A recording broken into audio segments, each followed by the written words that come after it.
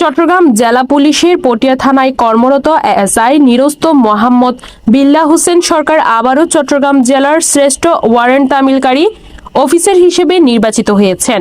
টানা পঞ্চমবারের মতো এই গৌরব অর্জনের মাধ্যমে তিনি জেলার আইন শৃঙ্খলা রক্ষায় অনন্য দৃষ্টান্ত স্থাপন করেছেন। চট্টগ্রাম জেলার 17টি থানার মধ্যে সর্বোচ্চ সংখ্যক জিআরসিআর ওয়ারেন্ট সফলভাবে তামিল করায় 5 ফেব্রুয়ারি 2026 তারিখে জেলা পুলিশের মাসিক কল্যাণ সভায় তাকে বিশেষ সম্মাননা প্রদান করা হয়। চট্টগ্রাম জেলার মাননীয় পুলিশ সুপার মোহাম্মদ নাজির আহমেদ খান মহোদয় নিজ হাতে তাকে পুরস্কৃত করেন। এই সাফল্যের পেছনে চট্টগ্রাম জেলার পটিয়া সার্কেলের অতিরিক্ত পুলিশ সুপার মোহাম্মদ নোমান আহমদ এবং পটিয়া থানার অফিসার ইনচার্জ মোহাম্মদ জিয়াউল হকের দিক নির্দেশনা ও সার্বিক সহযোগিতা গুরুত্বপূর্ণ ভূমিকা রেখেছে।